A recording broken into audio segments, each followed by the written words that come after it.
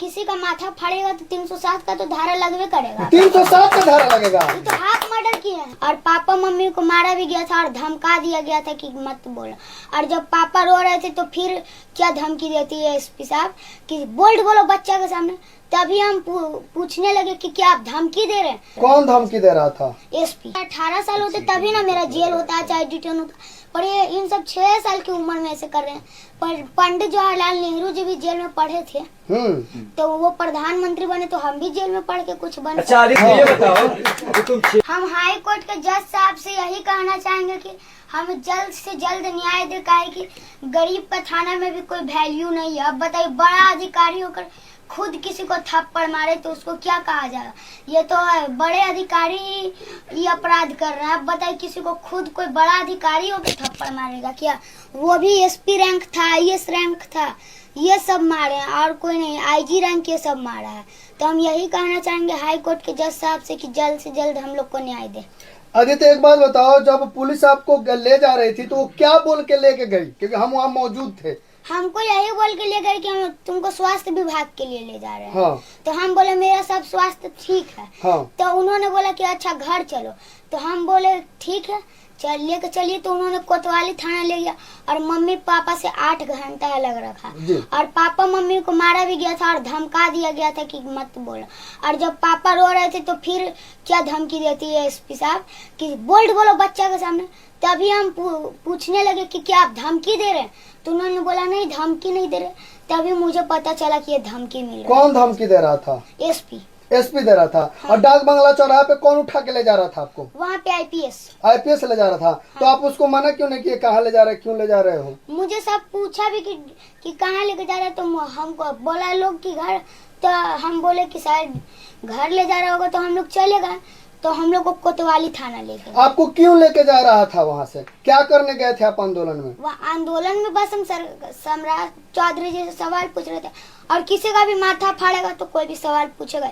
सिवान में AK-47 भी चला, यहाँ पे भी माथा फटा। उसीलिए हम एसपी साहब से सवाल पूछ दे, उसी में सब हमको तो तुम एसपी से आईपीएस से पूछ रहा सवाल, डर नहीं लग रहा था? डरेंगे क्यों? जब गलत हुआ है तो सवाल भी नहीं पूछ सकते हैं क्या? हाँ। तो जवाब दिया है नहीं। और तेजी में वो गाड़ी निकाल के भाग गए इसके। तो तुमको धारा का ज्ञान कैसे है? सम्राट चौधरी जी खुद ही डर गए। हाँ। किसी का माथा फाड़ेगा तो 307 का तो धारा लगवे करेगा। 307 का धारा लगेगा। ये तो हाफ मर्डर किया है। तो ये सब तुमको ज्ञान कैसे पता? 307 तुम वकील है क्या?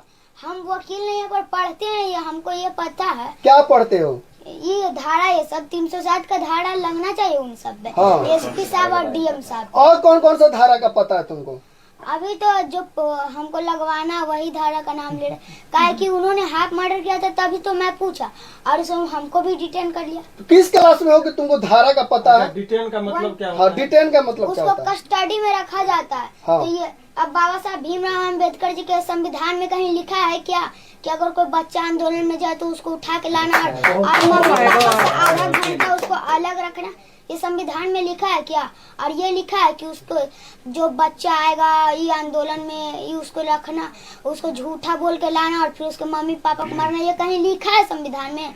तो पढ़ के दिखाए हमको उन सब। अच्छा अब जाओगे कि नहीं अब आंदोलन में? इसके बाद अगर हमको कोई बुलाता है तो अभी भी हम जाएंगे। अभी भी जाओगे? डर नहीं लग रहा है? नहीं, अगर मेरा फोन स्विच ऑफ रहा तो आप लोग समझ जाइएगा कि हम कोतवाली थाना में हैं। और हम ये भी कहना चाहते हैं, हम तो ये भी कहना चाहते हैं कि संविधान में लिखा है कि 18 साल होता तभी तो। अच्छा, मोबाइल ऑफ रहेगा तो कैसे समझ जाएगा कि थाना में मोबाइल ऑफ करा दिया था? मोबाइल तो ऐसे भी ऑफ हो सकता है। रिसेट मार के उन सब फोने बंद कर देते हैं। तुम्हारा फोन रिसेट करा दिया गया था? कॉल क्यों नहीं किया थाना पर से? तुमको तो नंबर था, मेरा नंबर क्यों नहीं कॉल? नंबर था पर सर फोन जब ले लिया हुआ है सब। तो फिर से आंदोलन में तुम जाओगे? फिर अगर हमको कोई बुलाता है तो हम जरूर अच्छा जाएंगे। ये बताओ कि पानी उन्हें पिला रहा था कि नहीं? 4-5 घंटा 6 घंटा तुम? छात्रों का आंदोलन होता है, अगर छात्रों की जरूरत पड़ती है तो क्या वायरल आदित्य राज साथ में खड़ा रहेगा? जरूर। क्यों खड़ा रहेगा? क्यों? जब अभी भी हमको बुलाती है तो हम जाएंगे।